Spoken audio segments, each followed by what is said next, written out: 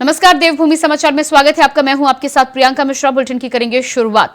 हल्द्वानी में इज़ा जैड़ी महोत्सव में पहुंचे मुख्यमंत्री पुष्कर सिंह धामी का भव्य स्वागत किया गया। इस दौरान हजारों की संख्या में महिलाएं कार्यक्रम में पहुंची। मुख्यमंत्री पुष्कर सिंह धामी ने समाज में बेहतर कार्य करने वाली महिलाओं को सम्मानित किया।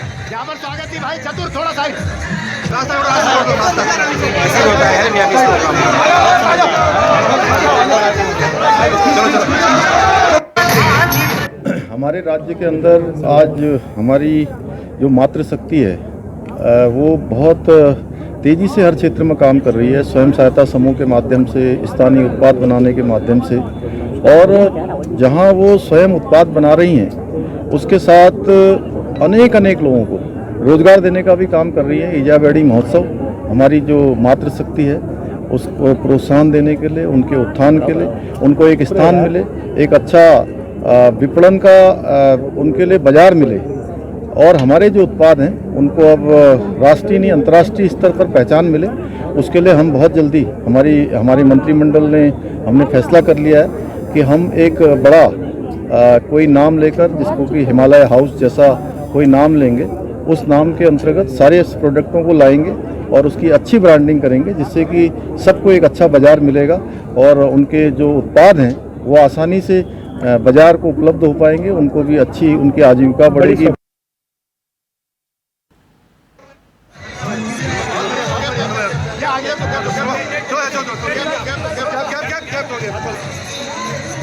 और इसी खबर पर हमारे साथ हल्द्वानी से संवाददाता अमित चौधरी फोन लाइन पर जुड़ चुके हैं। जी अमित, जिस तरह से इज़ा जैड़ी महोत्सव को लेकर मुख्यमंत्री पुष्कर सिंह धामी ने महिलाओं के सम्मान की बात की है और साथ ही साथ आने वाले समय में और अधिक योजनाओं के साथ आने की बात की है, क्या कुछ ताजा जानकारी है?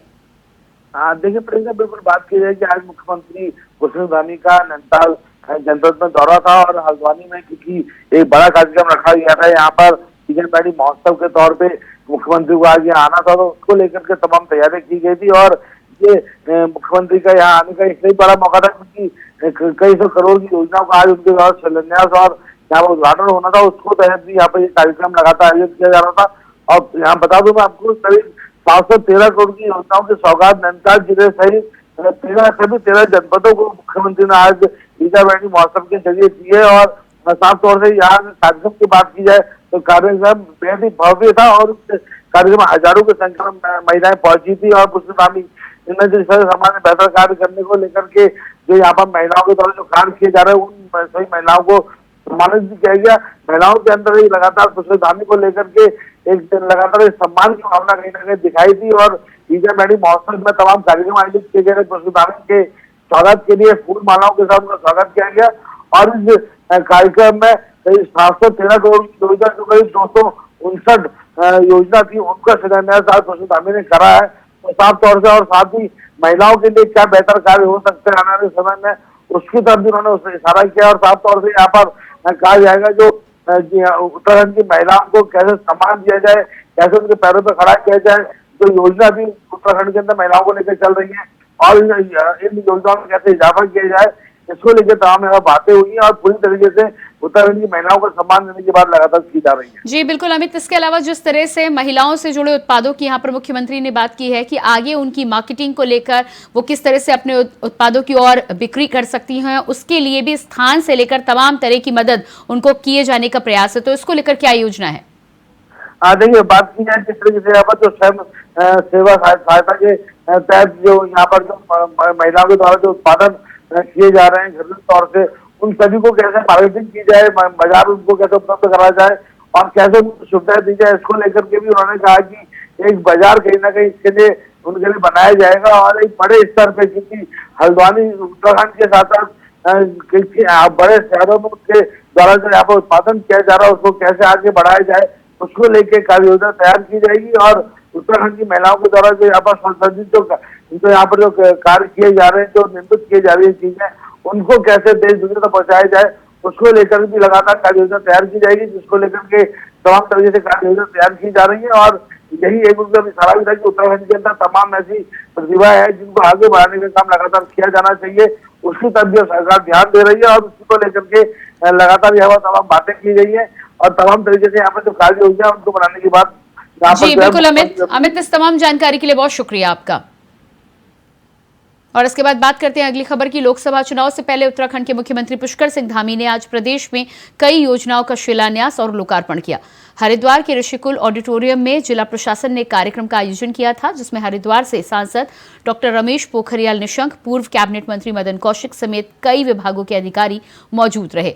डॉक्टर निशंक ने भी विधि विधान से हरिद्वार जनपद में 28 करोड़ 32 लाख की योजनाओं का लोकार्पण और 54 करोड़ 30 लाख रुपए की योजनाओं का शिलान्यास किया। इसके अलावा कार्यक्रम में लाभार्थियों को प्रधानमंत्री आवास योजना के तहत प्रमाण पत्र और महिलाओं को महालक्ष्मी किट भी बांटी गई। मीडिया से बातचीत के दौरान डॉक्टर निशंक ने कहा कि केंद्र में मोदी और उत्तराखंड में धामी सरकार के राज में देश लगातार प्रगति कर रहा है। विकसित भारत संकल्प यात्रा से आने वाले समय में अंतिम छोर पर बैठे व्यक्ति को भी सरकारी योजनाओं का लाभ दिया जाएगा।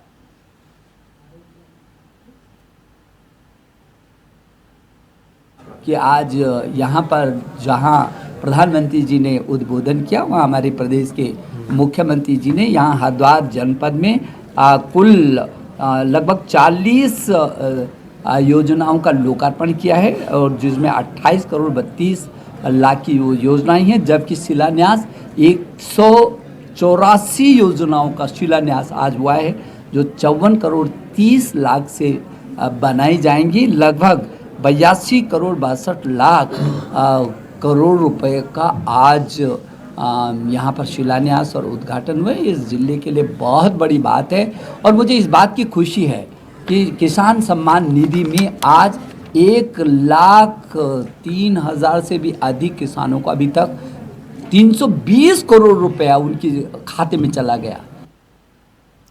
उत्तराखंड के मुख्यमंत्री पुष्कर सिंह धामी ने प्रधानमंत्री का आभार जताया है। कहा, अगर इस पर उनका ध्यान ना होता और वो लगातार अपडेट ना लेते तो हमारी ये कठिन स्थिति और मुश्किल हो जाती। उन्होंने दुनिया की जितनी तकनीकें हो सकती हैं वो हमारे लिए उपलब्ध कराई, जिसके कारण हम सफल हो पाए।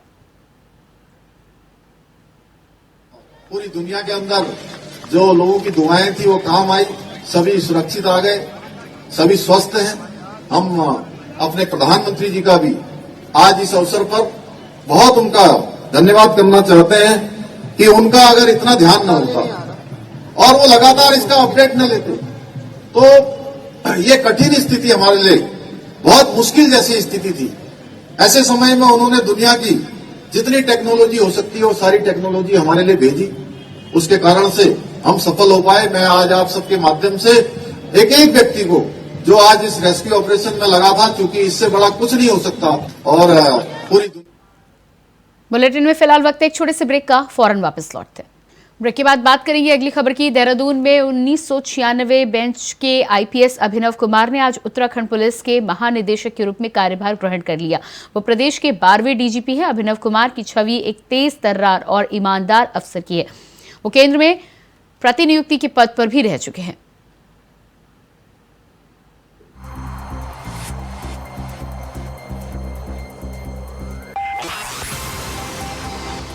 तो प्रदेश के 12वें डीजीपी के रूप में पदभार ग्रहण किया है आईपीएस अभिनव कुमार ने।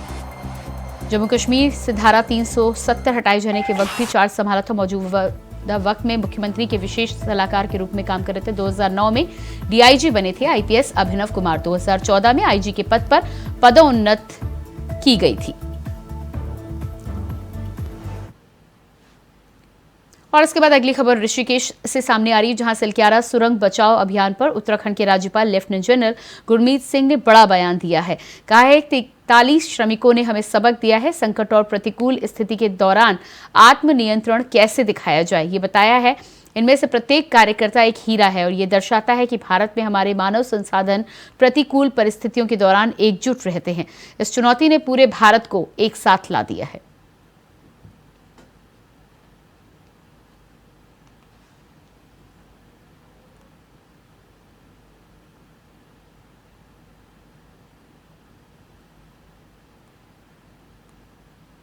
सिलक्यारा टनल हादसे में रेस्क्यू किए गए मजदूरों को राज्य सरकार ने 1-1 लाख रुपए दिए हैं। साथ ही टनल निर्माण करने वाली कंपनी ने भी इन मजदूरों को 2-2 लाख और 1 महीने सवेतन छुट्टी देने का ऐलान किया है। इसके साथ ही रेस्क्यू अभियान में जुटे कर्मचारियों को भी 2 महीने की सैलरी बोनस के रूप में देने की घोषणा की गई है। सिलक्यारा टनल हादसा ऑपरेशन जिंदगी का अब सफल मुकाम हो चुका है। सभी श्रमिकों को बाहर निकाल लिया गया। उनका ऋषिकेश एम्स अस्पताल में इलाज चल रहा है। और सबसे बड़ी बात है कि राज्य सरकार की तरफ से उन सभी 41 श्रमिकों को 1-1 लाख रुपए की आर्थिक सहायता यहाँ पर दी गई है।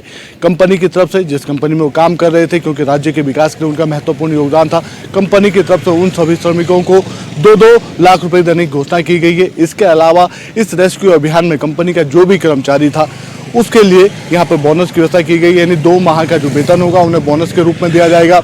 जो कर्मचारी या श्रमिक जो टनल के भीतर फंसे हुए थे उनको 1-1 माह का अवकाश यहाँ पर दे दिया गया है। इस दौरान ये कह सकते हैं कि वो सवेतन वहाँ पर रहेंगे। इस कंपनी के जो कर्मचारी थे उनको 3 दिन का अवकाश दे दिया गया। और अब ये कह सकते हैं कि उत्तराखंड राज्य में एक बार फिर जो टनल्स की जो परियोजनाएं होंगी उनका रिव्यू होगा। रिव्यू के बाद ऐसे सभी परियोजनाएं जो निर्माणाधीन है वो संचालित होंगी, ताकि राज्य में विकास की रफ्तार तेज गति से चलती रहे। कैमरामैन नथुनाल साथ अभय कैंतुरा, इंडिया वॉइस, देहरादून। देहरादून के हिमालयन सांस्कृतिक केंद्र में मुख्यमंत्री पुष्कर सिंह धामी ने नैनीताल से वर्चुअल माध्यम से कई योजनाओं का शिलान्यास किया। वहीं देहरादून में इस कार्यक्रम में कैबिनेट मंत्री सुबोध उनियाल भी मौजूद रहे।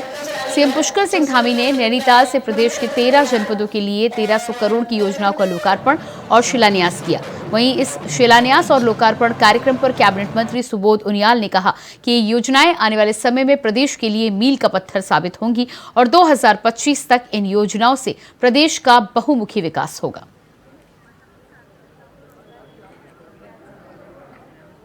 देखिए, आप देख रहे हैं सामने स्क्रीन पे वर्चुअल माध्यम से मुख्यमंत्री जी पूरे प्रदेश में सभी विधानसभाओं में जो योजनाओं को प्रारंभ करना है या जिनका लोकार्पण करना है उनका आज लोकार्पण और शिलान्यास करने जा रहे हैं। अब यहाँ पे भी देख रहे हैं देहरादून के सभी माननीय विधायकगण यहाँ पर बैठे हुए हैं और पूरे इससे पूरे प्रदेश में इसका आयोजन किया जा रहा है। तो आज जो राज्य जब 25 वर्ष का होगा तो देश का एक श्रेष्ठ राज्य के रूप में बनेगा, उस संकल्पना के साथ आगे बढ़ना। अगली खबर देहरादून से है, जहां 11वें चरण के पीएम रोजगार मेले की शुरुआत हो चुकी है। वहीं कार्यक्रम की अध्यक्षता प्रधानमंत्री नरेंद्र मोदी वर्चुअल माध्यम से जुड़े, जिसमें पीएम मोदी ने देश भर के 51,000 से अधिक अभ्यर्थियों को नियुक्ति पत्र बांटे। आपको बता दें कि देहरादून में सर्वे ऑफ इंडिया के ऑडिटोरियम में कार्यक्रम का आयोजन किया गया। कार्यक्रम में मुख्य अतिथि के रूप में केंद्रीय राज्य मंत्री भानु प्रताप सिंह वर्मा ने शिरकत की। कार्यक्रम में राजपुर विधायक खजान दास समेत कई अभ्यर्थी मौजूद रहे।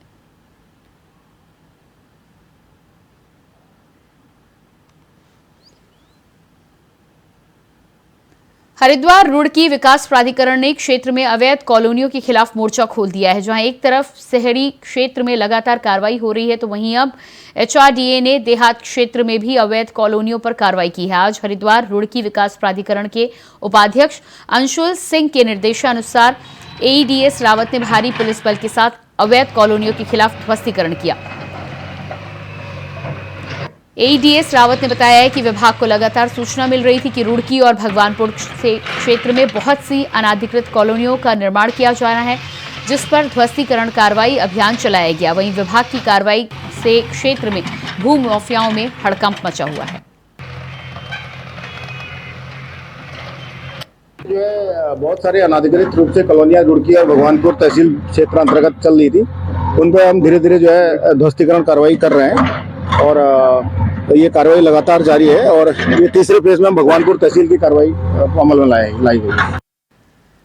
अगली खबर रामनगर से है, जहां बाघ और गुलदार के कारण गांव वाले काफी दहशत में हैं। आपको बता दें कि बीते दिनों बाघ कानिया क्षेत्र में 2 मवेशियों को अपना निवाला बना चुका था, जिसके चलते गुस्साए सैकड़ों गांव वालों ने गांव में जाम लगाकर अधिकारियों के खिलाफ प्रदर्शन किया।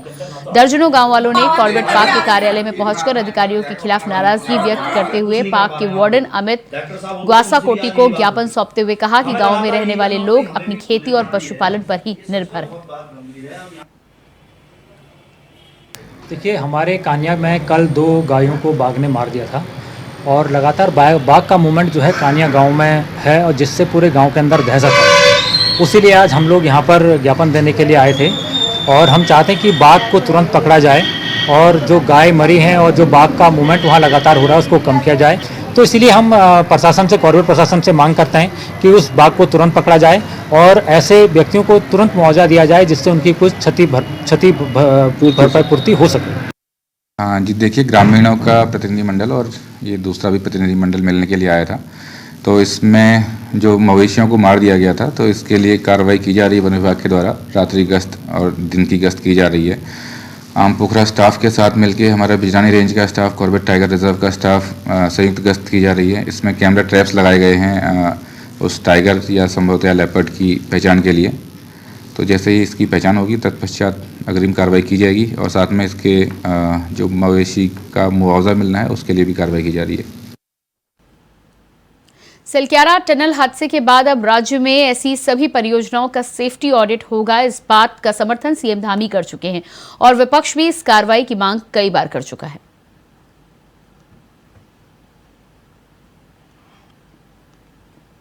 सिलक्यारा टनल हादसे के बाद विपक्ष जहां ऐसी परियोजनाओं में जांच की मांग उठा रहा था ताकि लापरवाही बरतने वाली कंपनियों के खिलाफ कार्रवाई हो सके, तो वही राज्य सरकार ने भी सेफ्टी ऑडिट के साथ साथ ऐसी परियोजनाओं का रिव्यू कराने का आदेश यहां पर दिया है। ये समझा जा सकता है कि राज्य में जो 18 निर्माणाधीन परियोजनाएं इस समय चल रही है उन सभी की यहां पर रिव्यू की जाएगी। यानी अगर लापरवाही कंपनी बरत रही है तो उनके खिलाफ यहाँ पर कार्रवाई होगी ताकि समय रहते हुए उन लापरवाहियों को दूर किया जा सके। उत्तराखंड राज्य में विकास के काम प्रभावित ना हो, इसलिए राज्य सरकार लगातार नई नीति के साथ काम कर रही है और जो परियोजना यहाँ पर चल रही है उन्हें मदद के साथ साथ ऐसी सुरक्षा के मानकों को अपनाने की हिदायत भी दे रही है। कैमरामैन नतुनिया साथ अभय कैंतुरा, इंडिया वाइस, देहरादून। अगली खबर कर्णप्रयाग से है, जहां जनता के द्वार उत्तराखंड सरकार के ऐतिहासिक कार्यक्रम का आयोजन किया गया, जिसमें चमोली के नोडल डॉक्टर दीपक हटवाल और कई विभागों के अधिकारियों ने कार्यक्रम में हिस्सा लिया। कार्यक्रम के तहत विभागीय अधिकारी ने बंसौली ग्राम पंचायत में विकासीय कार्य का निरीक्षण किया। साथ ही ग्राम सभा वासियों के साथ बैठक करके शिक्षा, कृषि, पशुपालन, खदान, पंचायत, मनरेगा, पेयजल, वन, लोक निर्माण, सहकारिता, स्वास्थ्य विभाग सहित बाकी विभागों के कामों पर भी जनता से संवाद किया और जनता की समस्याएं सुनी। समस्या के समाधान के लिए संबंधित अधिकारियों को निर्देश दिए गए। वहीं जनता को आश्वस्त किया गया कि जो भी समस्याएं इस कार्यक्रम के माध्यम से सामने आई हैं उन्हें शासन प्रशासन तक पहुंचाया जाएगा।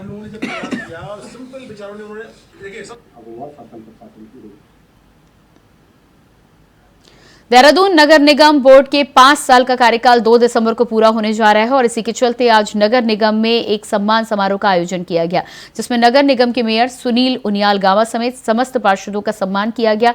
इस मौके पर मेयर ने कहा कि ये 5 सालों के कार्यकाल में समस्त वार्डों के बड़े पैमाने पर विकास कार्य हुए हैं। पक्ष और विपक्ष के पार्षदों के सहयोग से बोर्ड का कार्यकाल सफल रहा है।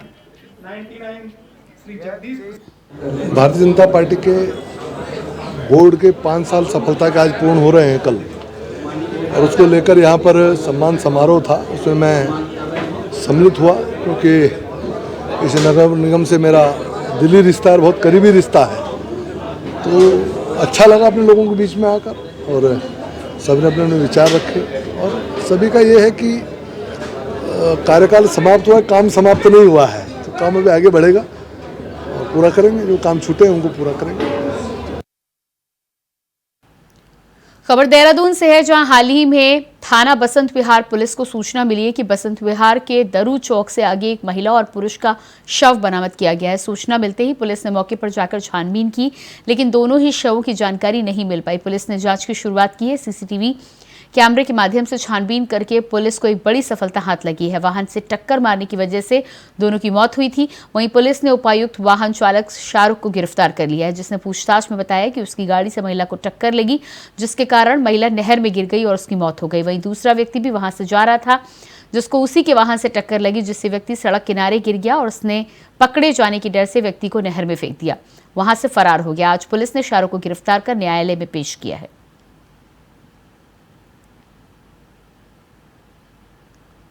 उत्तराखंड में 8 और 9 दिसंबर को ग्लोबल इन्वेस्टर समिट होने वाला है। इस समिट को लेकर जोर जोर से तैयारियां शुरू की जा रही हैं। ग्लोबल इन्वेस्टर समिट 2023 के तहत सरकार ने 2.5 लाख करोड़ के निवेश का लक्ष्य रखा है, जिसके लिए CM Dhami London, Dubai, Chennai, Ahmedabad, Mumbai और रुद्रपुर के निवेशकों को उत्तराखंड में आकर्षित करने के लिए रोड शो कर चुके हैं। इसके साथ ही अभी तक देश और विदेश में 2 लाख करोड़ के करार भी किए जा चुके हैं। पूर्व मुख्यमंत्री हरीश रावत ने ग्लोबल इन्वेस्टर समिट को लेकर कहा है कि ये राजनीतिक समिट साबित होगा। साथ ही तंज कसते हुए कहा कि 2018 में ग्लोबल इन्वेस्टर समिट का अकाउंट बता दीजिए। BHEL, मैं तो नाम लेके संस्था का नाम कह रहा हूँ, 2014 में टोटल जितनी लोग वहाँ काम करते थे, स्थायी अस्थायी जो है, आज उसकी संख्या आधी हो चुकी है। पहले इन बातों का जवाब दे दो, तब नए इन्वेस्टमेंट की और इन्वेस्टर्स की बात करो। और हमने कुछ ज़मीनें बचा करके रखी थी। अब भाई उत्तराखंड जो जो ग्रो करेगा तो हमारे स्थानीय लोगों को भी तो की उद्यमिता के लिए भी तो आपको धरती रखनी पड़ेगी। जब धरती नहीं रहेगी तो उत्तराखंड का व्यक्ति कहाँ खड़ा रहेगा? यहाँ का मध्यम वर्ग, यहाँ का जो आगे बढ़ता हुआ वर्ग है वो कहाँ खड़ा रहेगा?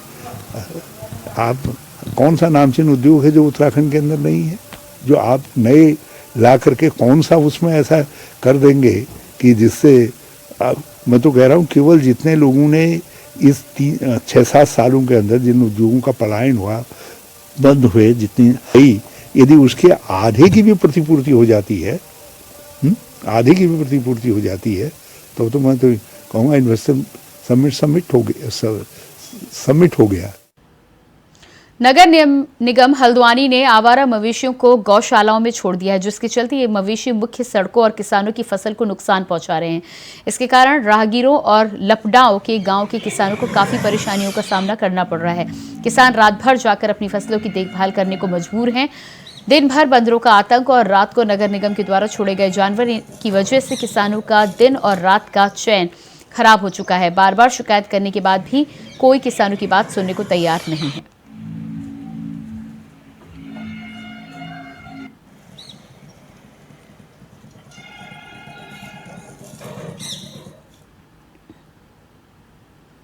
खबर पिथौरागढ़ से है, जहां 11वीं वाहिनी एसएसबी डीडी हाट में कैबिनेट मंत्री गणेश जोशी वृक्षारोपण करते हुए नजर आए। आपको बता दें कि कैबिनेट मंत्री गणेश जोशी पिथौरागढ़ दौरे पर हैं। आज 11वीं वाहिनी एसएसबी डीडी हाट के परिसर में वृक्षारोपण के कार्यक्रम का आयोजन किया गया। तो वहीं मंत्री गणेश जोशी ने एसएसबी के वृक्षारोपण कार्यक्रम की प्रशंसा की है। अब तक 11वीं वाहिनी एसएसबी डीडी हाट के द्वारा 6573 पौधे लगाए जा चुके हैं।